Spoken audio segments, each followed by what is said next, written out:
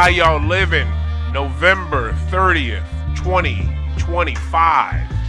In the year of our Lord. Thank you, Jesus, for your many blessings. Thank you, Lord, for giving us life. We are here for another episode of High Off the Glass. I'm so happy to be here today. Oh, my goodness. We made it through the snow. Snow was not as bad. It was only 1 to 3 inches. Mostly slush yesterday.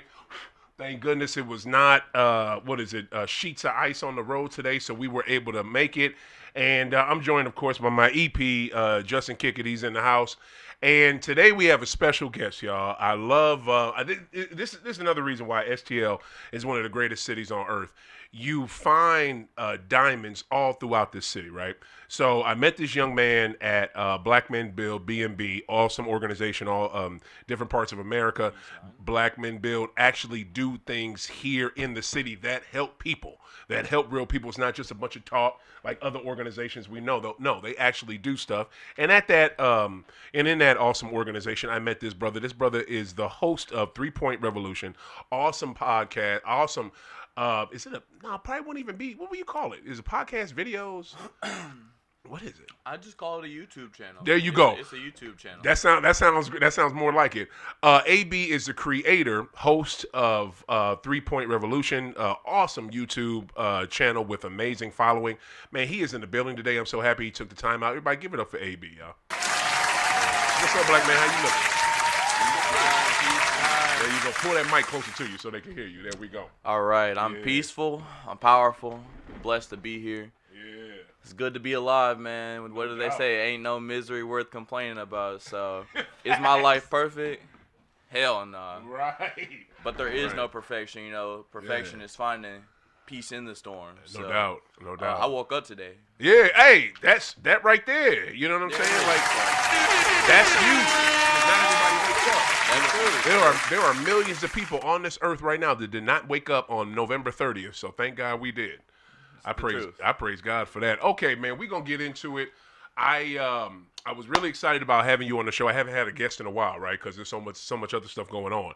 So, but when you were available to do this, I'm like, look, I gotta dedicate a show to this man.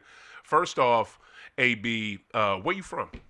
I'm from right here. You St. from Louis, STL? Missouri. There you Yes, go, sir. born and raised.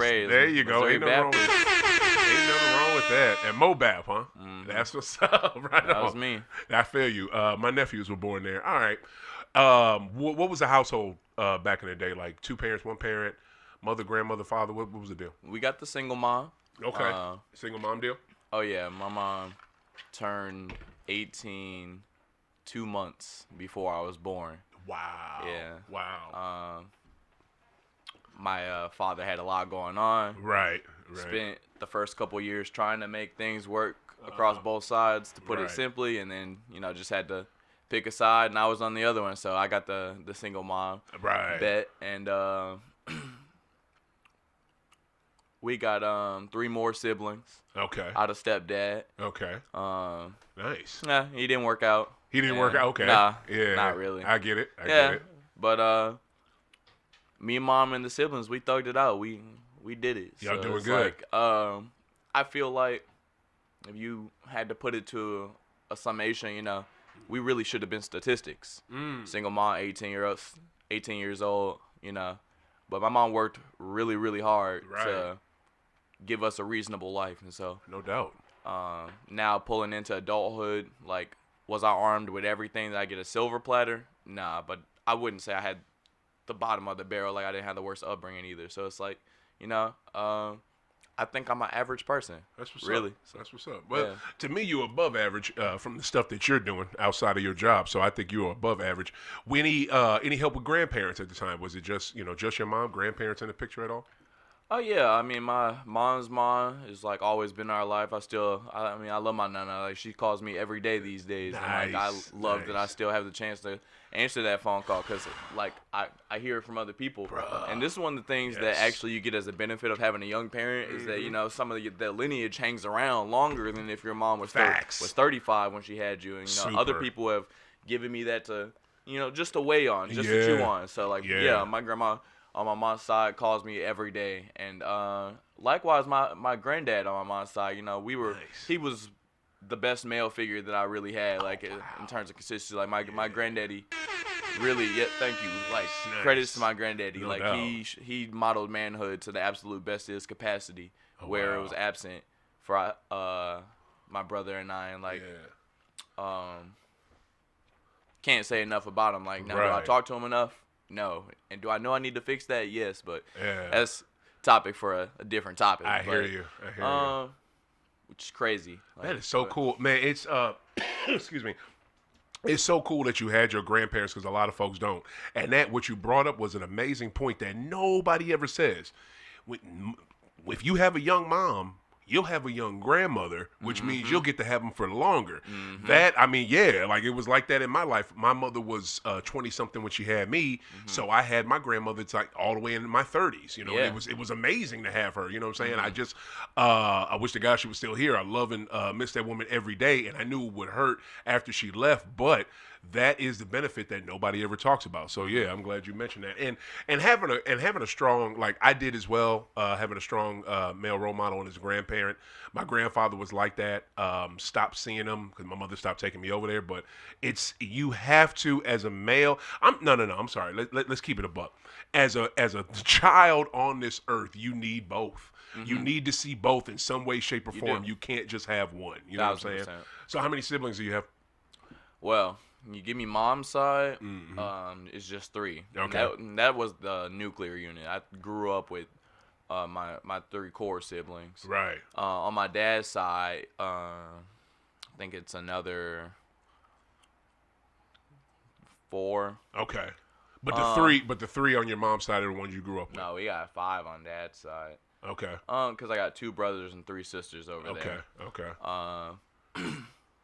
But yeah, like in-house, under same roof, if it was like 3. So I grew up as the oldest of 4, but I have like 6 or 7 siblings, depending on how you want to count and blah blah blah. Okay, that's what's up. I get that. How were you in school? Like, what was your school like? Like, excelled as a student, mid? I was a smart kid. Okay. No, really, like when my mom was more unstable when we were younger, of course. So like kindergarten through 5th grade, I moved every school year. Right. Like kindergarten, 1st grade, different schools. Okay. I did 2nd and 3rd in the same place, but then 4th grade, different school, 5th grade, different school. Now after that, 5th grade on, we stayed in the same place. But still, like, so school-wise, like I did good. I was fine, but my rebellion towards school started to show probably around 4th grade. It was around 4th grade, like, they broke it down to me in class, and they said, like, oh, well, homework's worth, like, 30%, and tests are worth, like, 50, and classwork is 10, you know, that, and they were, like, and I was listening to them, and I said, y'all mean that I go home and I do this homework, and I don't need it to pass this class? And I stopped doing homework after the 4th grade. What? I can't make it up. Are you, like, when did you, okay, for how long? I stopped doing homework after the 4th grade. For 5th, 6th, 7th, 8th, till you graduated? I stopped doing homework. How could you stop doing homework and still pass? In elementary school, homework is 30%. Okay. In middle school, homework is 20%. In high school, homework's really only worth about 10% of your grade class. If you pass your tests with B's and A's, you're going to walk out of that class with B's, C's, maybe even an A, like especially if you turn in a couple scraps of homework for some point. And that's what did it for you. I passed my test. Knocking out the test. I can get a 97 on a test. Wow. I could get a 94 on a test. Like, I can eat an 84 on a test. It doesn't have to be an ace. Like, nice. I can. So it's like, if the classwork that we do, you know, projects and assignments are worth like 20. Yeah. Homework is worth, you know, like projects and assignments are maybe like 15. Yeah. Tests are worth 80. Homework is 10. Something like that. However it breaks down. What? And you were able. I stopped doing homework after the 4th grade. I always tell this one story because it articulates my homework career. Okay. Help me. I was like maybe in the 10th or 11th grade, and I want to say it was a chemistry class. I never did my homework. I stopped doing homework after the 4th grade, but like I wasn't getting like my A's on the test scores. I was getting the B's, so I tried to bring their grade up just a little bit by turning in a little bit of homework. So like I had a friend in that class, like 10th a friend, grade. 10th or 11th. Let's call it 10th. Okay. I had a friend in that class, like, we'd been friends since the 6th grade, and of course she did her homework, and like I had that class later in the day, so sometimes like I would copy some of her homework like right at the beginning of class, like during passing period. I probably usually got the front page done. It'd probably be a front and the back. I'd probably get the front done. Okay. One time, yeah, I copied her homework earlier in the day, like at lunch, and got the front and the back done. Okay. And I turned it in to the teacher. Yeah. And the teacher collected it, and she looked at my homework, and she looked at me, and she said, "Austin, were you grounded last night?" And I was like, "What do you mean?" She was like, "Well, your homework is done." Like, right. It was just never done. So you were smart enough where you did not need the remedial reinforcement of homework to know whatever you were studying. You could just go look at the test and pass it like that. I got it in class. I went to school. Okay. I sat down. You did classwork. Okay. If we got a piece of assignment and we're in the class anyway, like, I do my assignments. Nice. Yeah. So you were able to retain it like that. Did not need homework. That is amazing. Okay. Not really. What year you graduate? I was class of 2016. Okay. But I got all my credits and finished classes in December of 2015. So I did a semester early. Nice. Where at? Pattonville High School. Pattonville High School.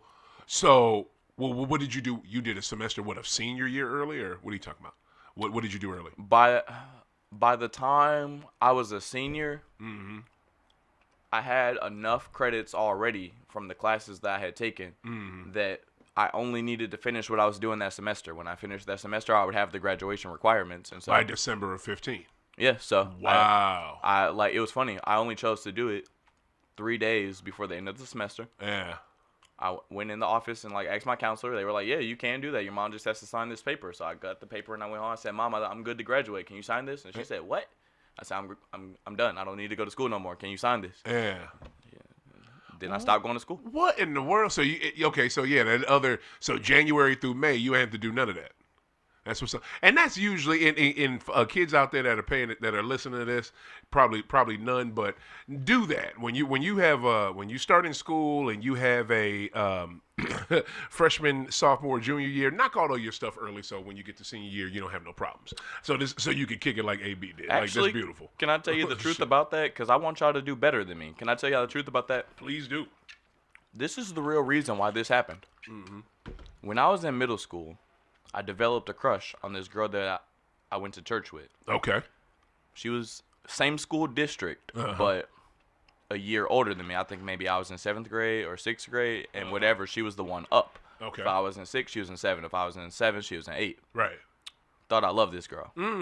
She told me that we could, and then when we got to high school. Oh, I think I know where this is going. What? Yeah. Did you worked harder just to be in the same grade with her?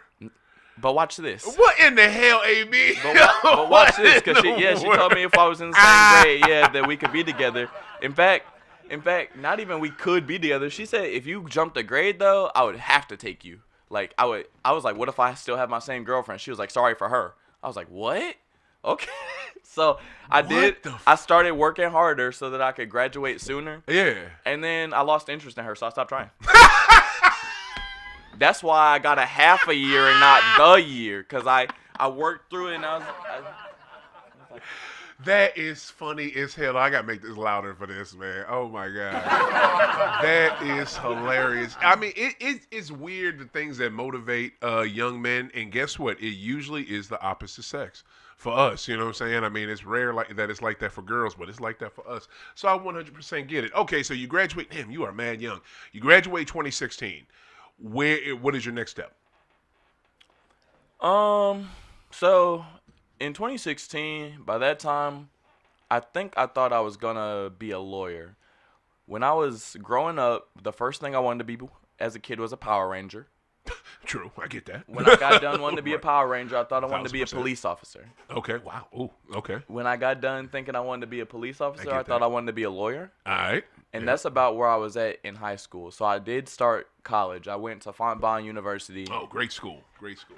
They just closed. I know. Rest in peace, Fontbonne. It sucks. My lady went to Fontbonne. I didn't know that, man. I was over there trying to get my transcripts the other day, and yeah. So how does that even work now? Since with them being closed, how do you get your transcripts? I didn't. What? I think maybe if there's probably a way that I can order them online, but yeah, I just gave up on it. I didn't understand. Today was such a good school. Well, it said enrollment was low. And Yeah. Right there by WashU. You figure you get some residual WashU kids, like, huh, yeah, I hear you. WashU's buying the campus. I think, because I said this for myself as somebody who went there, it is a little bit of a mentality that you get, especially being right next to WashU. Because look at this, like I graduated 6 months early, so it kind of gives you the like impression, I probably should have worked harder and tried to go to WashU instead of slacking off and then just going to Fonbonne next door. You think so? I mean, you know what? It may be some truth to that. I was motivated to graduate for a girl. I should have been motivated to graduate for me. I hear you on that, but WashU is a prestigious, but imagine if I could have done it. I passed classes on only tests. What if I set my mind to WashU at 12 instead of that girl? 100%, I get it, but it's not like WashU is a prestigious school known across the country, but Fonbonne is not a JUCO. I'm not calling it a bad school. Yeah, I went there. It's a great school. I chose it. Like, I wanted to go there. Their degrees are distinguished. In fact, this is why I only did one semester. I did one semester in Fonbonne. I let relationship drama guide me away from my real goals and agendas. Again? Oh, wow. I have a terrible history of this. I really do. I see.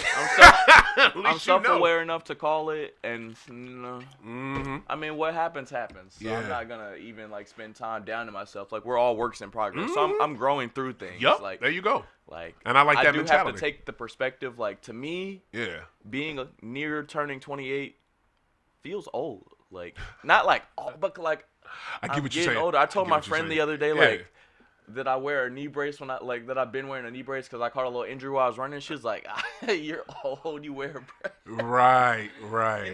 So it's and it's just perspective. I've only got 28 years perspective. Exactly. Not even yet, just yet. Yeah. But 27. Whereas if I had 50 years perspective, I might feel different about. But still, I'm getting older. I can tell you that for sure. I'm getting older. I'm maturing. Feeling differently about things. But we go through cycles we do, and a lot of my thing, I don't go heavy on the childhood trauma, but at the same time, it is a big thing. What you experience young it's gonna set a lot of your perspectives as you go forward. So it has impacted, and until you recognize, acknowledge, and deal with that, you can be bound to go through cycles. No doubt. I found myself in the chase of missing dad syndrome, where your dad's not there, and you get the option to be the same or be different, right? So then I told myself no matter what, I gotta make sure I'm a dad that's there. So I just built the timeline like that. I said to be a dad that's there, I guess I probably need to get a wife. Yeah. And to get a wife, I probably need a girlfriend. So to get a girlfriend, there we go. So going through the steps going to get so chasing, making sure that I had a girl. That seemed like she was wife material enough in my mind at the time, right? So that I could make sure that that was kind of central focus for me. So no doubt. Where that got me in high school is I dated the same girl through most of high school, but we broke up a little before I graduated, even before I stopped taking classes. We broke up probably September my senior year. Okay. But we'd been together since I was a sophomore. Okay. I went on to college and got a new girlfriend, and that new girlfriend went to the same college with me, but the ex from high school followed me there. Oh, the Fonbonne. Oh, yeah, wow. To Fonbonne. Okay, right. So the new girlfriend felt harassed, didn't like it, and she said we should leave. So I did it with her. We went to another school. Whoa, where'd you go? St. Charles Community College. I know we got over there. Wow. It gets worse. I'll just cut to the chase. Oh, my We got over there, and I only did a semester over there and bombed some classes over there because me and the new girlfriend broke up. Yeah. So wow. And then after that, I was at a point where I felt okay, this, stuff's getting messy. I need to figure out some aspects of my life. And, I didn't want to be, school hopping and managing, I knew, if I wasn't in school, I was going to, be worried about my student loan debt and stuff. But I also, didn't want to, because while I was going to Fonbonne, I experienced, having to, go to school and make sure I was going to work so I could pay for the classes or whatever, and, paying a bill just to go to school sucked. So yeah, it does. I told myself school is kind of a business now. So you didn't want to take a loan? Why didn't you take a loan? I did have loans. You did? Just still. One. Yeah. I had even with the loan that I took, the way that it worked out, I still had a part to pay on my own. Right. While I was in school. Right. So, right. And don't get me wrong, I never had a problem getting a job, holding down a job. After my first job, I kept my first job 2.5 years. And my second job the same 2.5 years. I can get a job and stay. It just it was a lot, you know. Yeah, I get it. Because especially like I said, from my perspective, I'm like relationship was something that was important to me. I wanted to make sure I had that right. You know, it was like that was. How are you at with that now? Like now, do you put relationship with a female at the forefront like you used to? Oh no, I mean like I'm like absorbed in making sure that I'm on my success habits like first and foremost. Like that's beautiful. I don't stop going to the gym ever. I make sure that I run. Like reading my books is important to me. Nice. Like I only just recently stopped studying like my Japanese so stringently. I was on like a 4 or 5 year span of studying my Japanese, like, and like I keep my Spanish practice when I'm at work, like, and I make sure going to work is important to me. Like I hold money to the side, like I do lots of me centric, like my me beneficial habits are programmed in first, and then in the gaps of that, like I'll entertain a relationship. There you go. So you're and the great part of it, since you went through that fire, now you're self-orientated. You're not other person orientated. You're self-orientated. A lot of me has always been self-oriented, and like a lot of that has just gotten stronger. But like for me, it's like a change in priorities. Like being happy in my relationship is more important to me than just being in the relationship. Hell yeah, that's a shit. I didn't have that when I was younger. Right. Like it was vice versa. Like I was stuck on like, well, this is like I need to make this work. No doubt. All right, so moving forward. Okay, so 2016, you make the mistake. You go to St. Charles Community. You learn from that. You went with your then girlfriend. Y'all two break up. You drop out of St. Charles Community. Where you at? What year is it? Where you at this point? It's got to be 2017. Broke up with that girl. Was doing other things. Got back together. We started living together. I was just working. We broke up. The next biggest thing I did after that was probably I got together in an apartment space with my best friend and another guy that we met at the job, because I was in that time, like in some of that span, like I was working at Steak and Shake. That was my first job. Then I quit and I was working at Chick-fil-A. Peace. What up, famo? Keep going. Yeah, we met another guy at Chick-fil-A that kind of reminded me of myself. His birthday was near mine, and so I broke up with the Libra whom I, like that was the new girlfriend from the time. But I got, like I said, with my best friend and another guy that we were getting cool with, and I told them like, hey, don't y'all want to like team up and go get in a space together, like we can all get out of our mom's houses. Nice. They said sure. Like, okay. So, we did that. Like we got a space together for a year. Okay. And it was another crash and burn, Oh shit. Yeah. Another experience to learn from, huh? My life's full of them. I feel you. Like if we like sit here and go down over the last few years, like no doubt, it's a lot of crash and burn stories. Like it's a work in progress. I'm not. I'm telling you, I think I'm an average guy. Like there's some stuff that I think I do well. Yeah. But the fruits of like it, I've gone through a lot of self-imposed tragic experiences in order to go through the growths that make me seem kind of cool now. Right.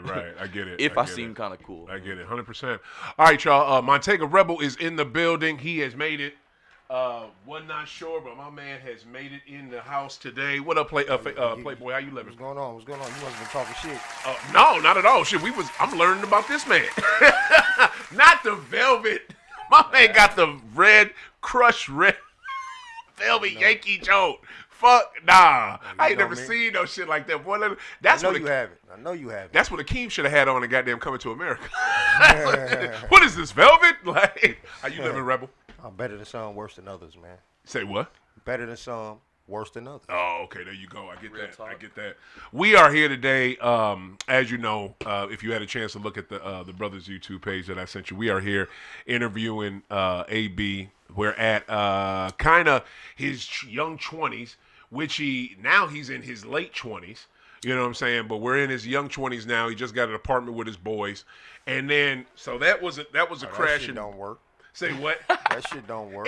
Man, talk about it, because I had the same shit with my people when I was in the Navy, with some cats I was cool with then. I had an apartment with them. Can I tell y'all, it was a hot fucking mess, and then I got arrested on some bullshit and they fucked my shit up. Yeah. I almost had to beat the only reason I ain't beat their ass is because they had my stereo. I went to go get my stereo wasn't broke. I was cool, you know what I'm saying? But they made the apartment, oh my God. So yeah. You find out how trifling people really are. Oh my God, especially when you ain't there the police. The habits motherfuckers got. Oh, it's disgusting. And that's the thing, as men though, as brothers, we shouldn't have to police each other though. You know exactly. Like, exactly. You know what being clean and what messy is. You know what responsibilities are. You know what I'm saying? If you want to keep this shit going, you got to pay for this shit. 100%, but when you in your 20s, you gotta police motherfuckers. You know what I'm saying? I just ain't never been. I've just never been through that personally. I've seen like my peoples go through it, cause you know. But yeah, I've always been on my own and had my own since 13. No doubt, so no doubt. I don't even know what that part of life is like. It's some shit that you got to do sometimes when you ain't got to, this is the thing, reason why I did it when I was in the Nav, we didn't want to be on the boat. So we wanted our own place. So when we got off work, we didn't have to stay on the boat. We can go in fucking town and have our own place. So that's how that worked. AB, how did it, did you have the same issues? You had to make sure motherfuckers clean their ass and all this? What was that group of shit? It degenerated, wild. But it was like...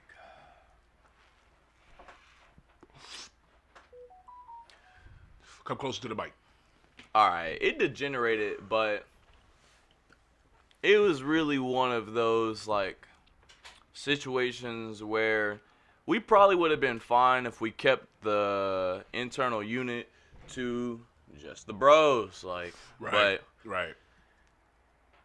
Bros want women, and when you add women to a dynamic, like the competition mindset turns up sometimes too high. What Cass was trying to get somebody else's girl or some shit? Yo, Joss, can I get another ashtray, please? Oh, matter of fact, never mind. Y'all can share that one. Rebel, share that with AB. Appreciate you. So it wasn't like y'all started fighting over each other girls, like what? Not exactly like that. When but girls come around, niggas want to start doing push-ups. See, you know we don't use that. You want to start taking your shirt off. No, we don't use that word on High Off the Glass. Come on, Rebel. Man, that's my vernacular. Shit. Let's hold off on that one. But I feel you. But that's a good point. Was it like that? Was Cass starting to flex and work out and shit? I wouldn't even Rebecca make it. Coming over? Oh, shit. Not so much like that, but Tasha just imagine that, like. Ask for change for $1,000 and all type of shit. You said what? Say that again. Start asking for change for $1,000 and all type of shit. You ain't got it? Oh, okay. No, stuff like that can happen, but that wasn't our exact experience, yeah. You know, to be particular. Yeah. Like, ours was more like, imagine that someone performs more chivalrously. You know, I get the door for the car for my girl. Or doors, like, even going in a restaurant. And yeah. So, homeboy's girl sees me doing that and yeah. then wants him to do that. And then if he doesn't, like, now he's getting compared to me under the same roof. Like, and that's not pleasant. Or, like, and also, a thing that we had going for us that was not helpful at all was that, like, it was like 5.5 people working there. I mean, living there, and I would say, like, cause 3 guys. How many bedrooms y'all had? No, we had 2 bedrooms, but we turned the living room into a bedroom. Like, none of us cared about not having a living room. 3 bedrooms, 5 dudes. 3 dudes. No, it were 3 guys, but like 2 of us had our girlfriends come move in. Yeah. What the fuck? And yeah, one of them's girlfriend was there like half the week or more anyway, so you could call it 5.5 people living there. Damn. Well, one particular issue was that, like, bros felt like, oh, well, if it's 5 and people living here, the rent should get split 5 ways instead of just the 3 that we kept it at. That was a concern that came about, but didn't get spoken about till later. Yep. Or like I said, in another instance, all 6 of us that, like, regulated the space all worked like in the same place, at least for a little minute. Yeah. And there were some toxic people in the place who, like, analyzed the situation. Y'all lived and worked at the same place? Good goodness. I don't know how people can do that shit. It only lasted a year. I know that's right. Even when it's boys, you know what I'm saying? What I don't get, when I see people at work that do it couples, don't y'all get sick of each other? Like, okay. We got sick of each other. I know y'all did. I mean, couples, they do this shit for years. I don't. Before the end of that lease, at least 2 or 3 of us quit from that place. Like, Damn. Anything major happen? Anything dramatic? Like nothing crazy, right? There were some like lightweight episodic like instances, but it was super lightweight. Nothing. Like, Okay. There wasn't no falling out, but before the end of the lease, like, there's just quiet frustration, cold shoulders, disinterest, like, and everybody knew we were going separate ways. So, like I said, it was just a 1 year lease, and then we moved on. No doubt. I get that. Ain't nothing wrong One with of those guys, like, to this day, still does not fuck with me. Like, I tried to make good like and mad and shit. Not mad, just like he'll fake it actually, because I wanted, like, one time he wanted to talk to me about some things that transgressed after, like even after the lease, and so we got together, and at that instance, like, I didn't have a car, so he picked me up from my house, and like, we talked, and like, he'll say like, nah, I ain't got no issue with you, but like, right. That's at any like instance where I say like, would you want to collaborate, like, he's cold, like, he don't want nothing new, he don't want to talk to me, like, it's cool. 100%. Rebel, you got anything? On what? I feel you. On what? Like on this, man. All right, look. Next question. Got to bring this in. This is a high off the glass question. You seem like a smoker. You blowing right now. When was the first time ever that you smoked? Almost 8 years ago. I was like 20. When me and the bros got together and got that spot, I also transitioned relationships. I broke up with one girl, got with another one, and that another one would end up actually sticking around with me for like about 6 years, I think. But she like was already a smoker, and like it wasn't gonna last long. Me not. There it is, exactly. So is that what happened? Bad. And now even after we parted, like, he still was blowing. I enjoy a smoke. There you go. Somebody, a female that hipped you to it. That's what's up. That was your first experience 8 years ago. Yeah. First experience blowing with her or with your boys? With her. In fact, that's really what did it. Was we were in the car, like, and me and one of the homeboys who I lived with, who at the time he didn't even have a car, but like we were in the car, and she like got situated to smoke, and then he was gonna, like, she passed it to him and he smoked it, and then I was like, shit, you not gonna be smoking with my girl, and I'm not smoking with my girl. Yeah, so I know that's right. That might have been the first one there. That's what I don't even play that shit. That was the first thing. That was the first little issue right there. Yeah, I don't even play that shit. Well, like somebody smoking with your chick and not you? Well, my wife, she don't even smoke, but before previous relationships, you ain't smoking with my girl, nigga. Like, my bad. You ain't. You are not smoking with my lady. I don't do that. Right. And then even if like me and my homies is together, and I know that his lady smoke, I'm gonna give it to him. Yeah. I'm not gonna give it to her. Yeah. You know what I'm saying? Yeah. And let him give it to her. And but then even a lot of times, bro, to be honest with you, my people will tell you, I smoke by myself. Right. If you want something to smoke, I'll give it to you. But I live by the Jamaican code, one lip to a spliff, so I don't even go back and forth with people like that for real. Every now and then I may, but for the most part, I blow dolo. I'd rather give you some of your own to let you roll your own. Versus blowing with you. I can attest to that because I've hung out with this man and he definitely believes in that. So I get it. But that does cause problems because I've seen people like you and him may be mad tight. When you come over to the crib, he upstairs, come back downstairs, you and his chick smoking on the couch. Yeah. So now he looking like, the hell is y'all doing? Yeah, because that leads men to thinking shit. I've seen that happen. You know what I mean? So I feel where he coming from. Like, nah, I get it.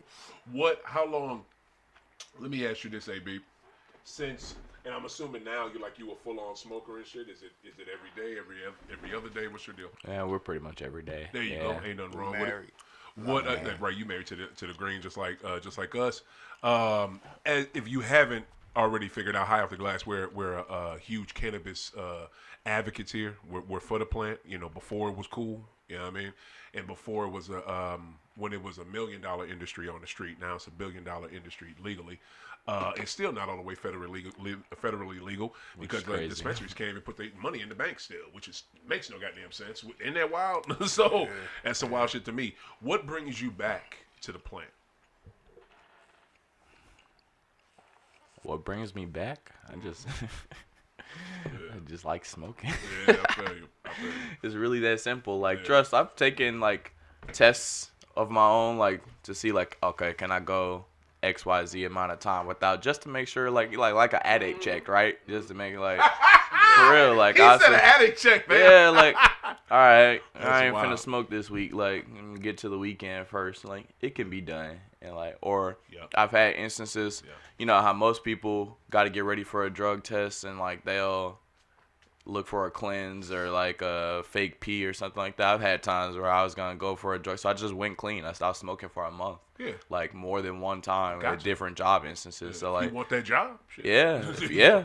Like, for real. One time I did it because I thought I was going to get drug tested, and then found out when I got there, like, I got there and I never got drug tested. I said, dang, so I quit smoking for nothing. Yeah, I know. But, yeah, no, like, I do like to perform every now and again a little addict check, because, like, I smoke every day, but I don't have to. Right. I just like to smoke. None of us have to. Right. We like to. Oh, fam, there's people that have to. There's some people who have a problem. Like, if it's consuming your life, like, if you're not paying your bills, like, my thing is you need to be able to, like, need to be able to, like, other folks orchestrate the rest of your life responsibly. Like, if you this is don't have a place to lay your head, or you don't have a car to, like, get to where you need to be, like, or if you're late on your bills, like, you're, like, deep in debt and doing nothing about it. Word. You probably don't need to be smoking. Like, if you're getting evicted, like, I swear to God, there's no way you need to have a joint rolled up in the corner, because, like, that's where you're, like, you behind on your rent. That money went into the, like, if you're getting evicted, that's the perfect time for a joint. if you're already getting evicted, then that's the right time for a joint. Feel you, but prior to that, you should have had it figured out. You know what this man is like. Yeah, I'm just saying. You know me, man. Go ahead, throw your question at him. My question is this: are you the type of Are you a motivated smoker, or does it, like, make you lackadaisical? Personally, I like to keep separate strains, separate purposes. You know, you got your sativa, so if it's first thing in the morning, I'm gonna smoke my upper. If it's doing what it's supposed to do, which it usually does, because I'm gonna, like, we're more awake, it's a little more alert, or, you know. But some people don't, no matter what the strain is, they just don't get motivated when they smoke. Mm-hmm. You know what I'm saying? No matter what the strain is, I know some people who just will sit at home 100%. And just, like, waste their time on the game smoking. Don't have no get up and go about themselves, no nothing. The only question, that's all they want to do. The only question I have with that is, are we 100% sure that same person had a strain that is a fucking sativa and a fucking active sativa that makes you want to do shit, clean, create, run, whatever the fuck? You sure they weren't smoking one of those? I've delivered both, and I know this person. Wow. One individual personally, and that's how. Yeah. And they didn't make him do. Wow, that blows my mind. And I don't know if it's a mental thing where they just not motivated or depressed or whatever, but yeah, I don't know. That's wild. Yeah. I mean, I can only speak to personal experience, but I'm a personally motivated person. Like, my self-determination, my ambition, my motivation are really, like, compartmentalized and entirely separate from marijuana. No so, doubt. like, no doubt. Yeah, I have family members. I have. Go ahead. You want to finish your point? I'm just saying, like, no, legitimately, like, I'll smoke and then go run 6 miles, 8 miles. Like, the other day it was 10. Mm-hmm.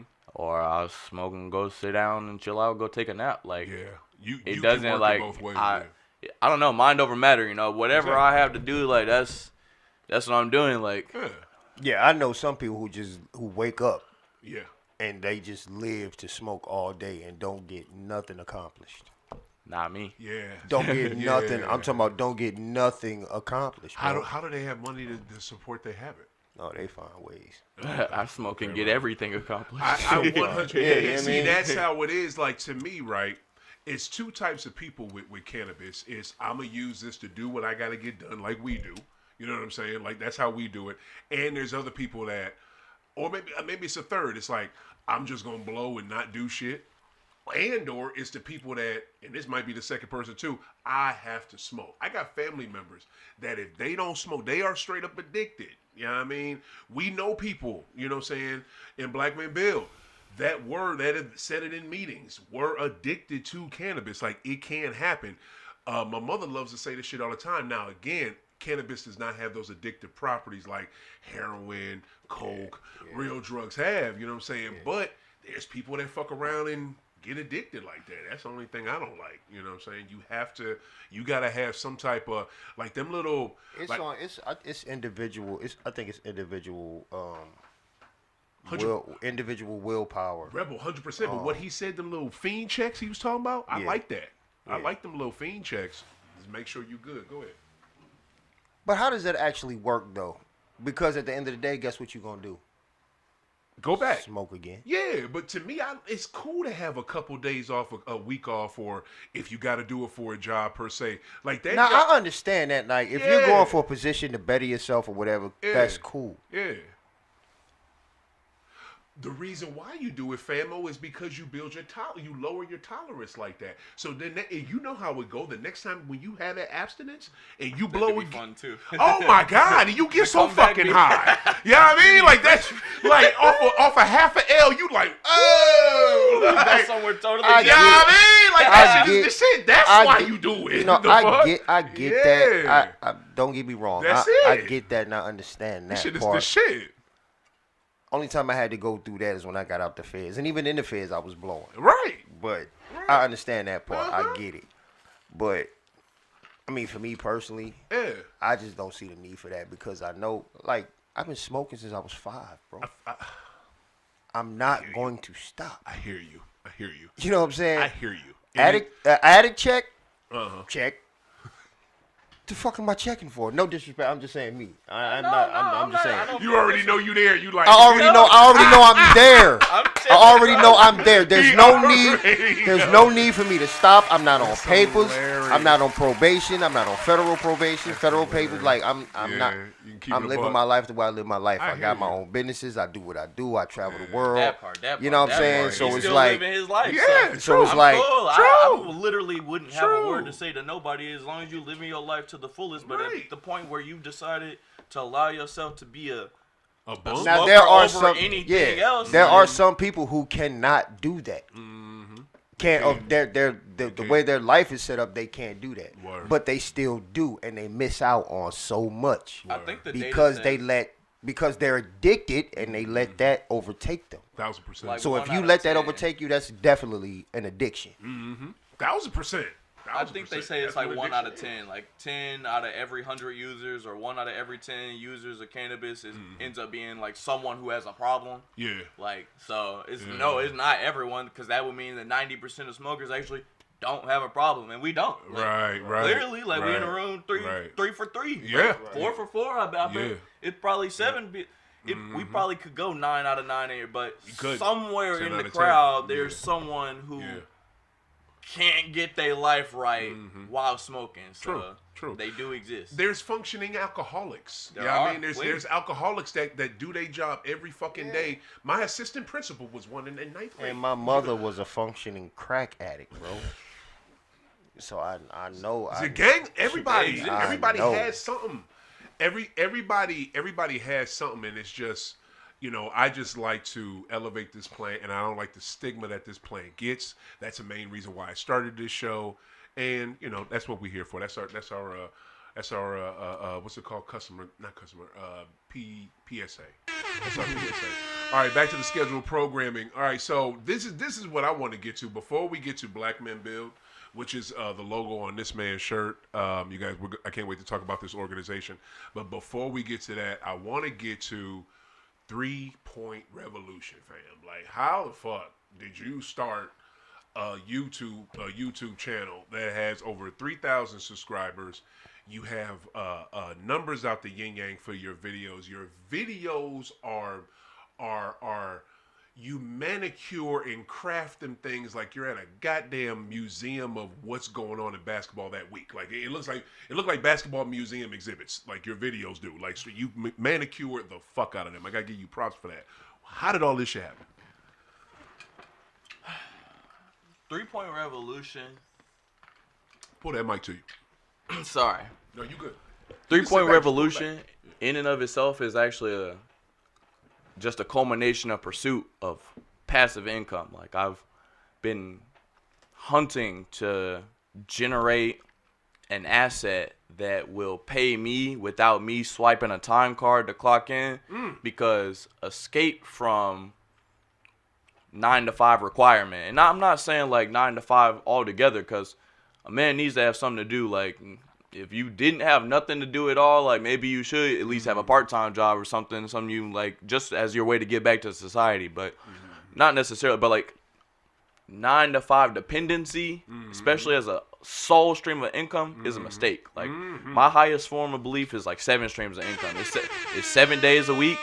You spend money all 7 of them. You probably need to make money in 7 different places, but they don't got to be the same. Like one could be your job, one could be like your long game cryptocurrency, one of them could be like a lightweight vending machine company, another could be like your YouTube channel that does some things, another one is like your stocks and whatnot. Like you might make clothes or whatever you're branded, but you need to like diversify where you're pulling income from. And so 3-point revolution is just my efforts to build one of said streams into something I can trust beyond clocking in or beyond whatever the next job might be, because I was at a place when I first started here where I said like this will probably be my last job. I'm gonna stick it out until I'm ready to quit altogether. And like now I'm actually at a place where I'm eyeballing a new job, so might be ready to make some like transitions on that. So it's like but 3-point revolution, but 3-point revolution is gonna stand separate because it's already separate of that. It has nothing to do with my job, and it won't ever have nothing to do with my job. It's another stream of income. Yes, sir. To invest in my long game in and of itself. But how do I get it done? I don't. It's mostly outsourced. I oversee the production, but I have this person make the thumbnail for me. I have this person edit the actual video, and I just check it when they turn it in to me, make sure it's good, and then like I own it because I bought it. Like I paid them for it, so now it's mine. I post it. Or I could also, if I wanted to, hire a voice actor, but I like voicing my own channel, so I do. But like in my imagination, I'm gonna build a second channel soon, because I like 3-point revolution is my first channel, but I see this turning into a media company. Like I'm gonna have several channels, and it'll be under the same type of passive process where you get paid, you make the thumbnail.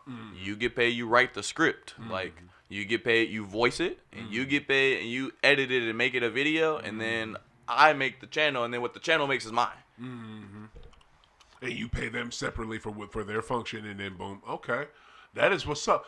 That's sick. Like you sound like you on some Berry Gordy type shit. Because that's how Berry Gordy did Motown. Like he had an assembly line because he learned it from working for GM. Here's my question: with you outsourcing it, how do you put your stamp on it? How do you make it ABs?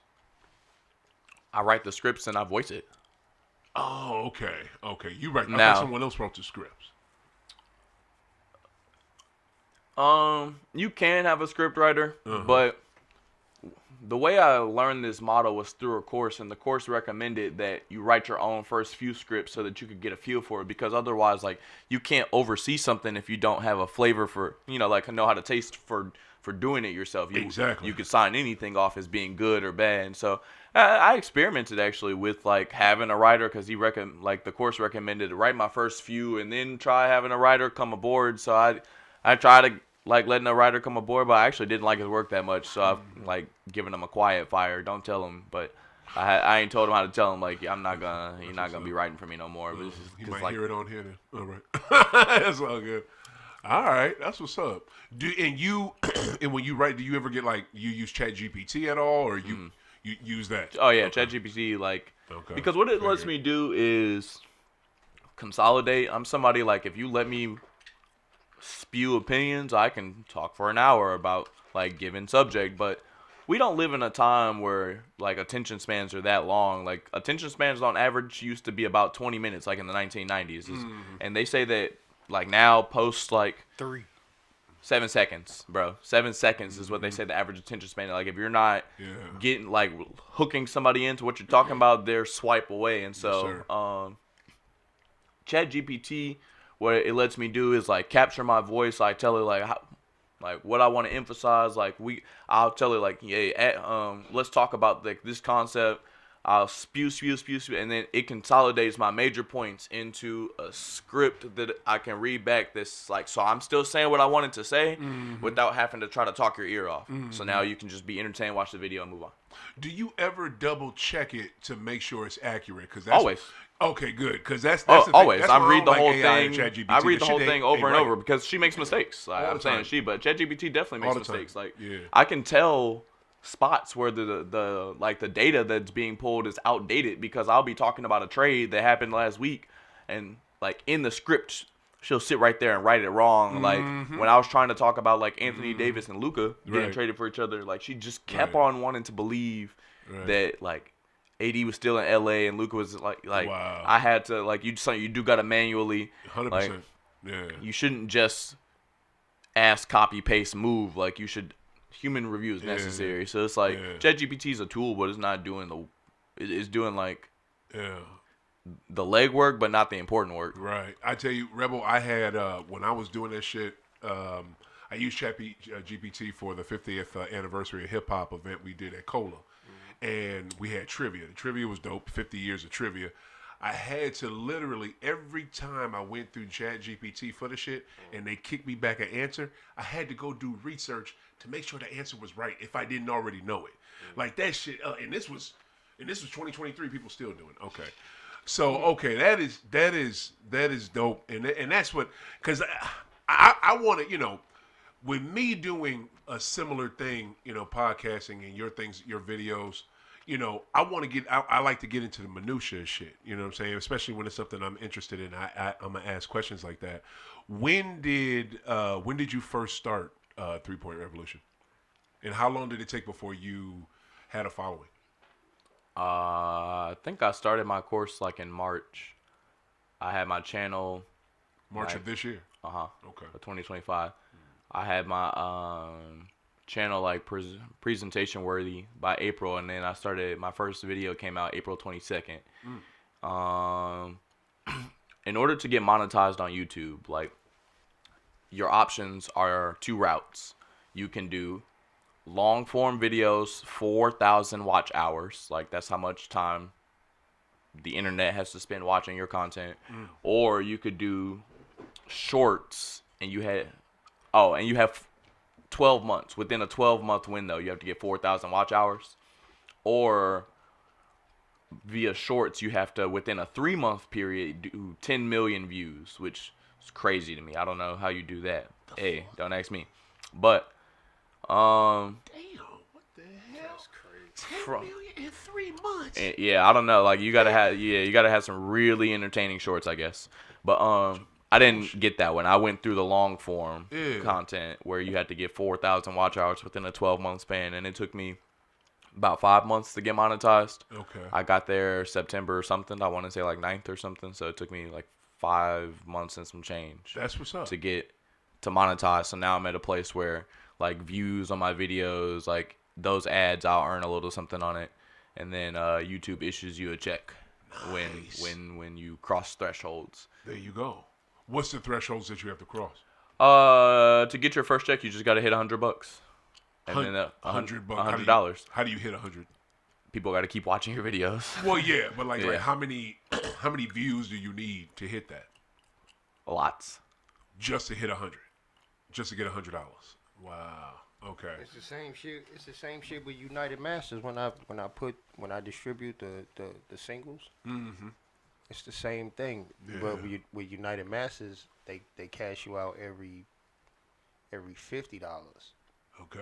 But shit, for you to, I have to have you listen and stream my shit for like maybe I think like 10,000, 12,000, 15,000 hours. No, just 15,000 people. Plays or like for him views. That's your distribution? Mm-hmm. Wow. United Masters is where all my music gets distributed through from FTD. Yeah. Wow. Anybody can get on United Masters, but I have a distribution deal with Dave East and FTD. Yeah. And then I release songs through United Masters. Right. Yeah. It's very similar. Very similar. What were you gonna say, AB? No, he's spot on. You gotta people gotta tap in. Like, I was on a grind to get over the watch hours, and then like in my brain, I thought like, okay, life's gonna be good from here. And then since then, the channel's been actually pissing me off because I still have not crossed that first $100 thresholds. Haven't seen the check yet, but I'm up to like the channel's up to like $77 or something like that. Getting there. With all the views and the subscribers. It's crazy. Like my highest performing videos are what carried me into monetization, and since then I haven't really had like a video with like some no big steam. So like on a good day, I'm being way too transparent. On a good day, the channel earns. Appreciate the honesty. Like maybe 78 cents. On a bad day, it earns like maybe like 17 cents. It's like it's growing, and like I'm seeing that there are people who are watching like consistently or like coming back like, but like I understood from the onset that even getting monetized might have been a 1-year process. Like, right. And then from there, like getting to profitable was also gonna be maybe like a 3-year process. Of course. Like because the thing is this is like what happens to TV shows, and YouTube is the new place for TV shows. Mm-hmm. A good show exists, but there's so many shows that people just have a hard time finding them. Right. You find a show that you like, and it's actually already on season 5. Right, so then you get to go back and binge 1, 2, 3, 4, 5. So I'm building a library, but I gotta remember I'm on season 1. Yeah. I started in April, like there's somebody that's gonna start watching me 2 years from now, and they're gonna pay into this because I'm gonna have loads of content for them to go back and watch. But they ain't even found me yet. Right. So 100%. Now to show you this, just to prove something, show you something, right? This is kind of like this month, right? 2.8K listeners on Spotify, right? I made 1089. Yeah. You know what I'm saying? It'd be like that. Yeah. Say that one more time. This month on Spotify, I got 2.8 thousand listeners. You made $10. I made $10.89. God. Because listen, like this is really how it goes. I already know, famo. Like I probably have like major artists been complaining. So imagine, you know what I'm saying? Yeah. Major artists. Yeah. I think I'm up to like, man, I just lost my train of thought. But it's like,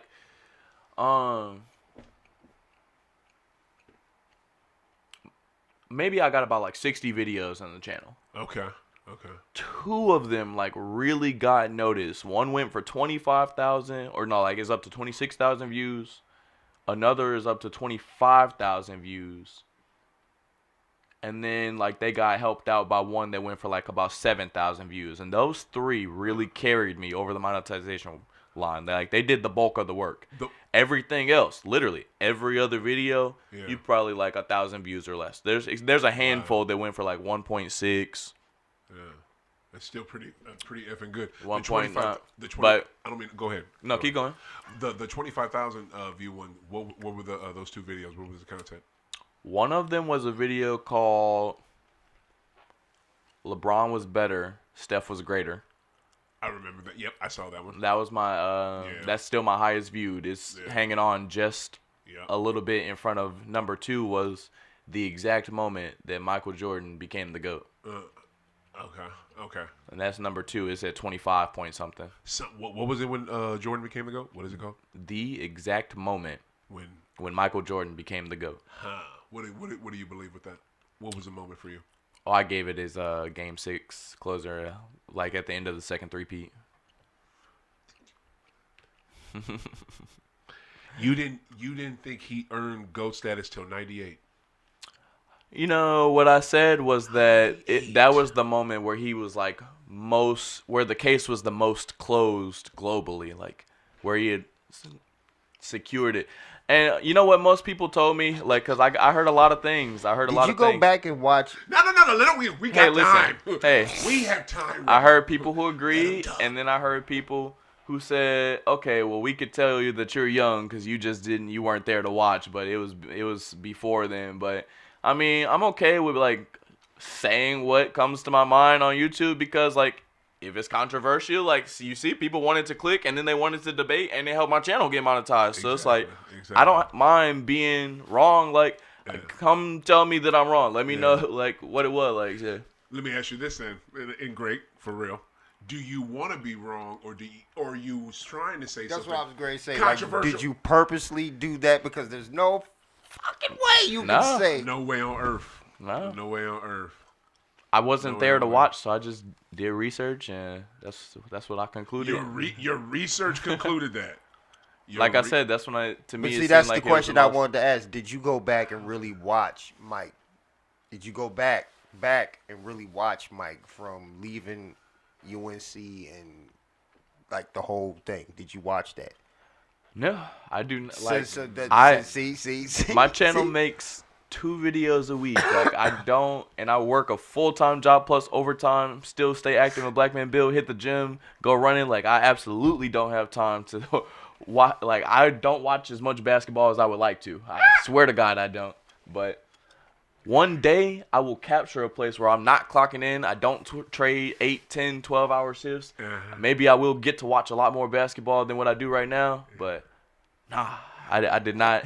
See, I go off what I know. I try to I look online to try to gain extra context, but I'm not gonna be able to get it all right. I'm gonna just tell you what. I'm gonna write a story about what it looked like to me.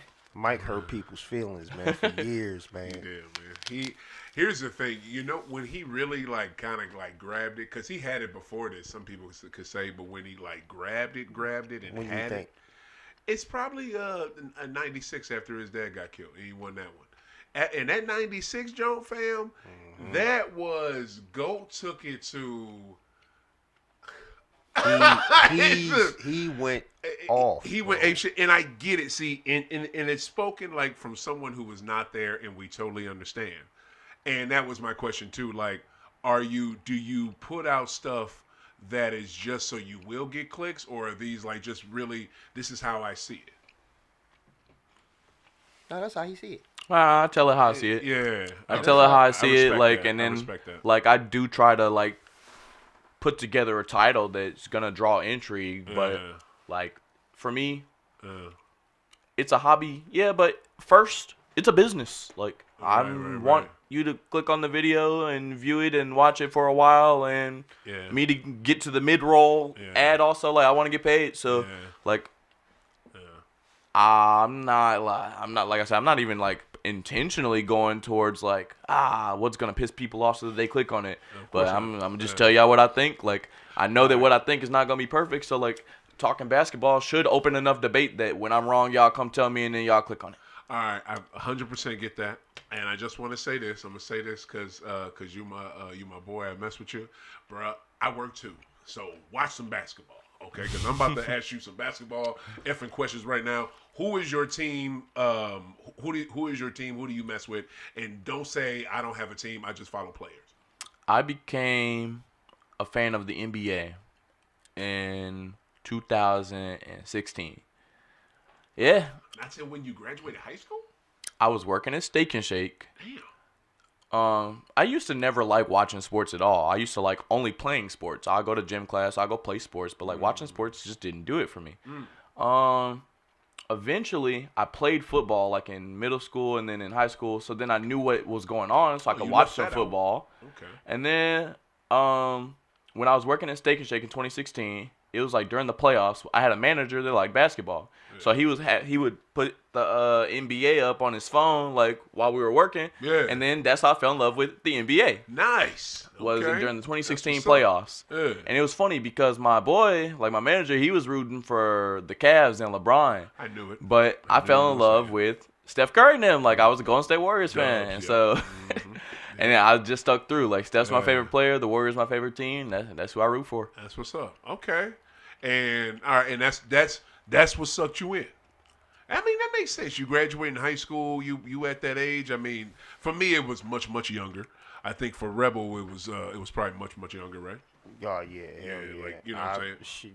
I'm talking what, 80, 86? Yeah. 86, 87. Yeah. Matter of fact, I gotta ask this too, since we right here. What was the game, or what was the moment that like sucked you into basketball or NBA? Now, just not even basketball, because that could be different. Because basketball's a whole other thing. NBA. The first game I saw was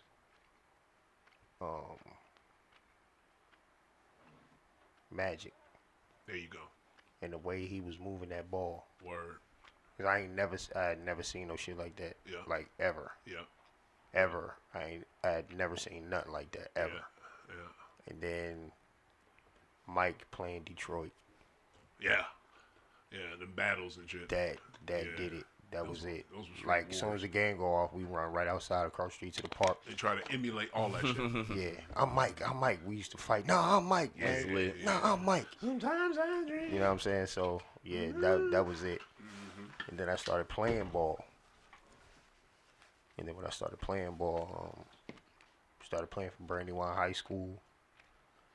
And then moved to Philadelphia. And then first I was playing for Delaware State. And I left Delaware State and started playing for Temple. Okay. And then yeah, this man literally played college ball. We've interviewed you. We've interviewed you. Yeah. Let me get back to this. I forgot about that. Yeah. We've interviewed you. Yeah. All right, okay. So look, I gotta hit him with basketball questions. So you fuck with Dubs. What are you happy with the Jimmy Butler experience? Is it working out for you? How you like that, buddy? How you like that? Last season when we got Jimmy, I was glad we finally did something. You needed something. Something. Poor Steph. Steph, there, right now. Trying to carry oh my goodness. And we were looking okay, but Jimmy got hurt. He wasn't himself against Minnesota last playoffs. Steph hamstring, that's horrible. But without Steph, it showed what the team looks like. Like, it's still Steph. Like, he's the engine. And so now we're 10-10. Like, I don't blame Jimmy because, like, we knew Jimmy was 35 years old. Like, the Dubs knew they were making a marginal move. Like, they got away with getting Jimmy for cheap because he was mad in Miami. Like, the Warriors' real problem is not Jimmy Butler. It's the problem that they have is the two timelines. After 2019, when Kevin Durant got hurt, we lost that finals. Klay got hurt. The ownership quietly gave up. Like, they thought that the golden days were behind us, so they started fixating for the future. Rightfully so. They still had everybody they needed, though. Steph, Dre, and then Klay eventually after a 2-year span. But what did we do? Win a title in 2022. Showed them that the core still had a window. They did.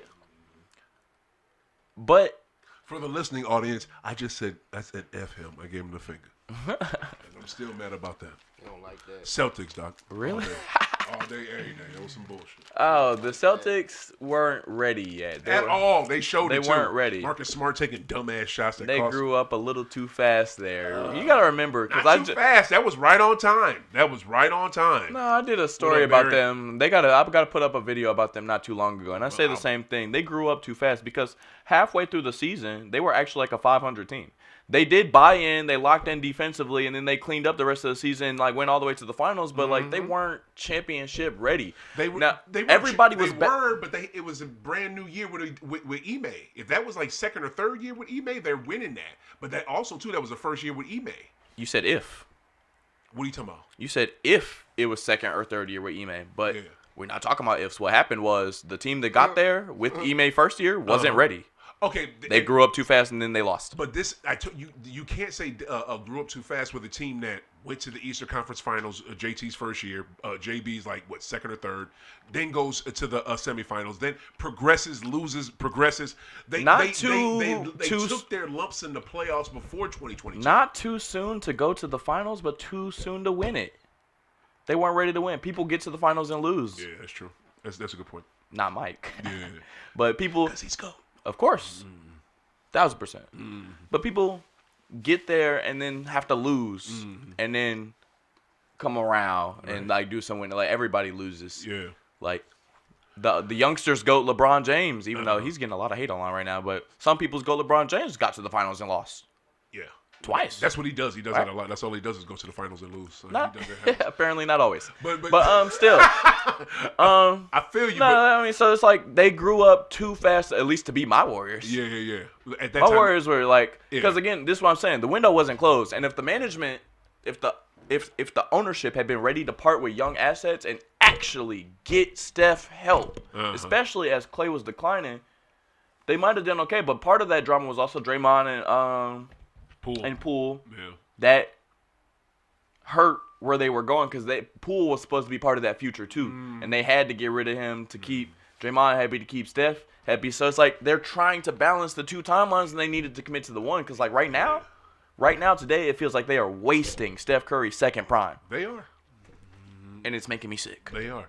I think also, and it's mostly around Kuminga. Go ahead. No, go ahead. You can finish. No, I was just gonna say it's mostly around Jonathan Kuminga because like the reports say that like Joe Lacob was the one who wanted him the most, the owner. When the scouts told him like, probably not. Yeah. Joe Lacob was the one who's wanted to keep him all this time, and they keep having drama with him. Yeah. He keeps getting benched. Like it's a hot mess. Yeah. Because Joe Lacob. He was hurt. Clearly though. still. He went. I don't think he was benched. He was hurt this season. That's why he hadn't played since November 12th or some shit. He just played last night. I'm talking about because for me, especially since I don't get to watch every game, like I do keep track of the NBA and narratives take place over years. So the whole Jonathan Kuminga narrative over the course of the last years is because this isn't like this past summer wasn't the first time there's been drama with him getting benched in the playoffs, showing potential, like being upset, being frustrated, wanting to go elsewhere. Like this has been an ongoing thing. And if they had, after at least 2022 when we won the title, like buy in, because the matter of the fact is like nobody else. They did. It's just he didn't come along like they expected. What's the other dude that they had to No, I'm get talking rid of? about buy into Steph and the timeline that they had, not the future. Because the moral of the story comes to this, like when you have a generational talent, like somebody who's top 10 like Steph, and then you have the rest of everybody on the roster, younger or older, like nobody else in that crowd, no matter how good Jonathan Kuminga gets, is most likely not going to be a top 10er. Right. So commit to the one that you have because y'all can still get some titles is the point. Like when he leaves, no matter what, you just saw what happened to them last year in the playoffs. When he leaves, no matter what, you're going to the bottom of the barrel. So commit to him. To stop trying to hold on to a future of mediocrity. I get it. That's what if Steph left right now or this year, if this was his last season, they took the rest of the roster, two timelines, like they're going to be middle of the pack. They're with Steph, they're only getting like 8 seeds, 7 seeds. So y'all are going to the draft lottery no matter what. Regardless. So stop trying to build the future, like build a winning system right now. Like I get it. What you gonna say, Rob? I think he's gonna leave soon. Steph? What, Steph? Yep. Leave? He'll retire before he leaves. No, there's only one place he will go though. I think he's gonna leave soon. Where do you think he's gonna go? I don't know. I know. Where you think? There's only one place he would go. If he goes anywhere else, he would look like LeBron, like chasing a chip. And I think Steph is too good for that, which he is. The only place he would end up playing besides Golden State is Charlotte, because he's from there, and his dad played for the Hornets. That's his lineage. So he would love to play for them. I could see him retiring. He's either going to retire a Warrior or a Hornet, one of the two. You know what Please I mean? not a Hornet. He been there 17 years? Fuck yeah. He's just gonna retire a Warrior. He should. He should retire a Warrior. We're begging. Guess how many times that management happens? wasting him is like It sick. didn't even happen with Wade. Wade didn't even get that. I just think you nailed it with your Warriors thing. Another thing that y'all always messed up on, where you didn't commit to having a really good big. Y'all just thought that small ball would carry y'all, and you still believe that shit. But we tried with Wiseman. You did, but when you got rid of Wiseman, you didn't. You put all your eggs in the Kaminga basket. Y'all didn't go out there and get another good fucking. Big. I wanted that too. Yeah, I did want to go big. I think that was stupid. You got Al now, and Al can't give you too much. Al kind of played himself thinking that fucking going to Golden State was a better move than staying with Boston. Fool, you won there and got the same record as the damn Celtics right now. So I don't know what the That's fuck terrible, doing. yeah. Like you played yourself with that shit. But all right, so okay, that's your team. But we were happy to have him. Even as old as he is, like better than nothing. Because like, but this is what I'm talking about. They only want to make fringe moves. They want to commit to the future so bad that they will only like get so much as Al Horford to help help. They brought somebody else in. Who else they brought in this year? They got Al for Golden State. They brought somebody else in. DeAnthony Melton. Huh? DeAnthony Melton. Yeah. They still got Moody. Yeah. No, I said DeAnthony Melton. Yeah. Yeah, Moody, yeah. I thought it was somebody else, like another like decent role player y'all brought in. Didn't they try to get Steph's brother? Wasn't Seth supposed to be there? Yes. Is he even there? He wasn't. They had to release him to make a roster spot. But then they were supposed to bring him back. So, yeah, that's a good question. I don't even know if Seth is on that mug. Then they're yo-yoing Kuminga again. And what's y'all ceiling this year? I'm going to clip this if you're right. Matter of fact, I'm going to clip either way. We look like a play-in team again, and then wow. Dubs ain't nothing but a play-in for you. Wow. I feel like we're going to, because we do this, I've seen it year after year. They make a team good enough that Steph can battle us up to like should be a 6 seed, and then at the end of the season they lose some games and go 7 or 8. Like they've done that several years now. It's breaking my heart. That's but crazy. We probably mess around, go 7 seed. Then who does that put us against like Denver or Oklahoma in the first round? Denver's going to be a higher seed than that. You tripping? Denver going to be like in the probably top 5. And no. I'm saying if we not, if we get through the play-in and then we're a 7 seed, we got. Yep, that's right. OKC or Denver, and like that's if we get to. We have horrible play-in luck too. We've gotten bounced in a lot of play-ins. So. And I get why you said. My man said it's not Jimmy Butler's fault. It's not, but he's gonna be a problem later this season when y'all ain't shit. You know what I'm saying? Is this going to be like that? Yeah, he'd probably be ready to go again. You know what I'm saying? But and I don't understand this with him. Like, because I used to love Jimmy. Jimmy brought that dog, and Jimmy could hoop. Now all he can do is pump fake, pass, and talk shit. Like, he doesn't make his teams better anymore. And the only reason that shit happened in Miami, it was because of money. It wasn't because of the fucking team. It was because of Pat Riley didn't want to get that dude the max because he ain't worth it. He's not. Shit, fuck that. All right, Eastern Conference. Who you got in the East? Who do you have? Either like, matter of fact, give me a team that you have in the Eastern Conference that nobody's talking about that's probably going to make a run. I don't know, man. The East doesn't look very impressive to me. I'm sorry, like with Tyrese. The East, I do need to watch some basketball, like to enlighten me because I definitely heavier on the West. Like I felt like. Without Jason Tatum in Boston, without Halliburton in Indiana, and then the Knicks, I like Jalen Brunson. Like I want the Knicks to be good, but that's his spot. When they get to the playoffs, like I watched them stringently like the last few years. Like when the Knicks get to the playoffs, like it's just Jalen Brunson kind of controlling everything, and like it becomes predictable. Like they don't.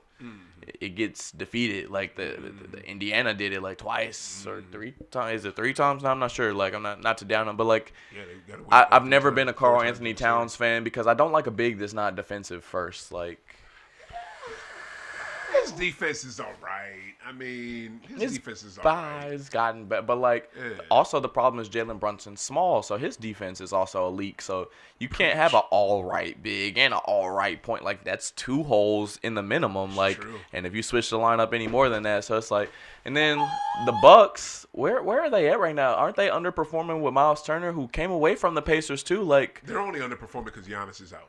You know, and they got a big win. You know, they got a big win yesterday. 2021 was a great win for Giannis, but also like without it being post-COVID year and the league being shaky, you kind of gotta wonder because Giannis still really hasn't developed a 3-point that has to be trusted. Like so, he don't need a 3. What he needs is a wet ass mid range. He don't need a 3.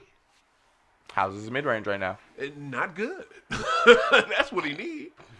Giannis isn't a project anymore, though. This is what I'm saying. When True. Guys have to develop just enough to make their primary stuff still like a usable weapon because teams will cue in on you if you're one-dimensional. 100%. But Giannis still can't be stopped. We know he has, his 3, 4, 5 moves, and he still can't be stopped, fam. When he's out there, the man gets 30 plus a night. It's Giannis. Don't sleep. And the one thing, and tell me this right now, don't tell me you wouldn't still build, if you had the option between him and other dudes in the league, you're not taking Giannis to build a team around. Who's other dudes in the league? Like Giannis isn't first pick. He's not first pick, but if I got him, I'll take him. I'll take him. Shit, sure, I'll take him. I'm not downing Giannis. I'm just saying. A team with. I'm talking about when comparing really like major stars. Like Giannis is still like got to be top 15 for sure. That might be underrated top. Like so, it's like damn right. Shit, I put him. You could put him top 10. That's fine. Yeah, Giannis is good. Like I'm not saying so. But when we start talking about him, we got to be comparing like just those that upper 25 range of guys. Yeah. Like I'm not talking about all 415. Like of course I want Giannis on my team. Yeah. Like I'm talking to starting the team with the top 10 dudes in the league. He's either my first or my second pick. Like he just is. At the lowest third. But I got a question for Joker. Joker's all right. Yeah, he's the same. He's all right. I got a real question for this dude right here. And I want you to give me a real answer, Rebel, and stop bullshit. You heard what this man said about your Knicks, and he is 100% right. Give me a for real, with some analysis behind it, not just fan love. What's y'all ceiling, man?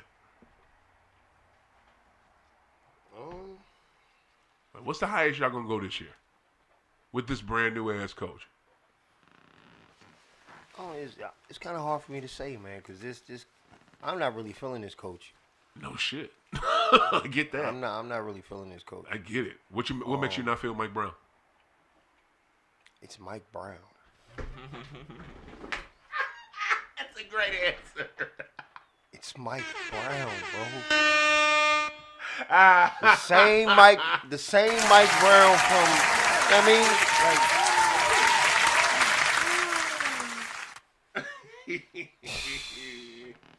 turned on the TV one day and saw his ass on the sideline. I was pissed. You didn't even know he was coach. I didn't even know he was. You didn't know because I was on the road, so I didn't even know. No, fuck that. We did some type of show. I told you Tibbs got fired. No. Or I text you or something. How the hell you ain't know Tibbs got fired? I was on the road, bro. Came back to watch the game. Sat down on the couch with the chips and the wings and everything. That's ill. Turned the TV on and saw his 4-eye there. I said, what the hell? Oh, he's a fucking lame. He is just. Oh man. He is a lame. He's a lame duck coach. But I think. I don't know, man. We might make it. We might make it to the first round and fall off. I can see that. Yeah. Depending on who y'all play. Yep. Yeah, I can see that. I can see that because y'all definitely gonna be. All right, we're knocking up 3:30.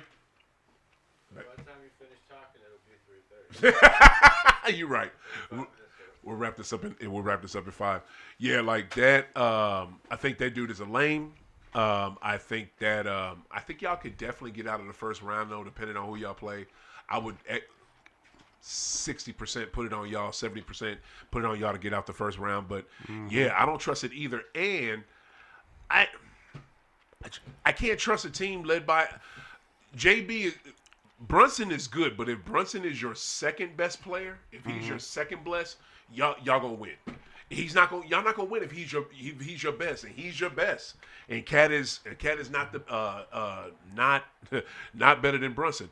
And Cat is dope. I take Cat on my team right now, but Cat needs to. Them other guys just need to step up, man. McCarty, Bridges, Shemet. Who the fuck is McCarty?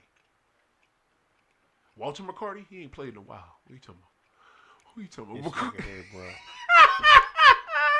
So, let me ask, go ahead. Who's in your finals and who's taking it home? that you see so far? Who's going to the finals? Why you jumping all the way to who's going to? Aren't we close to time? I guess so. Yeah, we are. His team ain't going. I know my team not going. Watch him out. That's for damn sure. We him know out. that. OKC. I got OKC in the West. Fair. And in the East, and this is why the Eastern Conference is dope and why what I wanted to talk about. If we had more time, I would really touch on it. Toronto and Detroit. What Toronto and Detroit is doing right now, y'all, they are balling. Like they are going at it. They're not kidding around with people. It's almost like when you play Detroit or Toronto, you almost guarantee the L like when you played OKC. It's almost like that. I'm happy that Boston beat Detroit. The other day? But man, look at this. Got to get an eye on them. Man, watch them. I'm telling you, both of those teams, they're gonna go deep in the playoffs because both of them are gonna be in the playoffs and not the play-in. AB, real quick, give us since you're a sergeant, you're a captain with a great organization, Black Men Build, like we mentioned earlier, where we met. Tell the folks real quick about this awesome organization we belong to. Yes, sir. So, I'm a committee chair, is who I am, and that is the Safety, Security, and Well-Being Committee with the St. Louis chapter of Black Man Build. Right on. So Black Man Build is a national organization. We're grassroots. And what we're committed to really most stringently is giving black men and their families the tools that they need to collectively have like social power and personal power, like power in our neighborhoods and our communities to effectively like elevate and raise the standards. There you go. If you will, the economic standards, the work standards, the moral standards, like character values. Like, nice.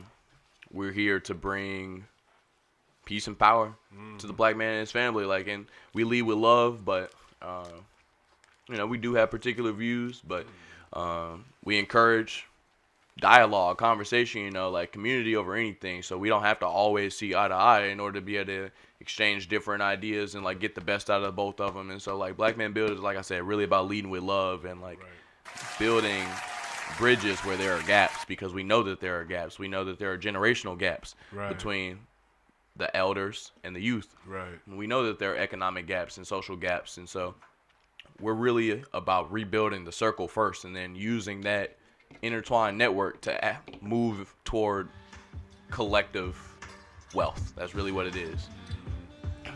I just I love it. I love what we do. I love what there's a lot of organizations that are in St. Louis, in America, on this planet that talk a big game and don't do shit. This is an organization that actually does something that actually helps the neighborhood. So I greatly love being a part of them.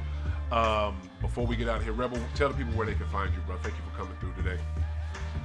Man, all social media and musical platforms at Montega Rebel, Born Ready FTD.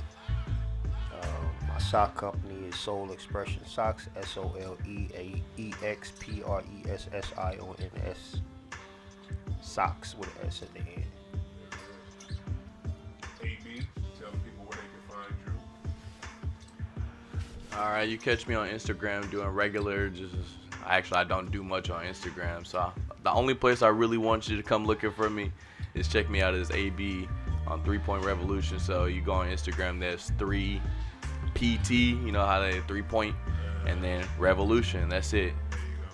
Check him out on IG. He's rarely there, but he's going to be there, and he's going to be on his YouTube page, so make sure y'all check him out. Again, brothers, I hope y'all had a great Thanksgiving. I hope y'all enjoyed your families. I hope y'all had some good food. I'm mad I ain't getting no collard greens. My mother owed me some, and she sure gonna make some. It's still my birthday weekend. You know what I'm saying? You can't, man. And it was this man's birthday yesterday, so we gotta give. I'm so glad you said that. We gotta give it up to Montega Rebel, man. Happy birthday with your old ass. What you like? 50, 55 up this? 56. Huh? 56. 56. You lying fuck. Anyway, we happy for this man. He's able to see another full cycle around this planet. And it is time to, enjoy this last little day for folks go back to work. Keep enjoying your family, y'all. The year is almost over. If you can help out somewhere, do something your life and with your time. And if you need some place to stay, man, holla at me. Oh yeah, and this man owns property, y'all. So make sure as long as your paper right, you ain't gonna play with that rent money. I got somewhere for you. Holla at Montega Rebel. He can get y'all together. Y'all know where to find him. He said it already. Yo, y'all know me. OThaGreat, OThaGreat. Twitter. What is it? Face bitch. High Off the Glass. The THA on what is it? The YouTube page and on IG. Love y'all. Keep smoking. Keep hooping. We are out. Peace.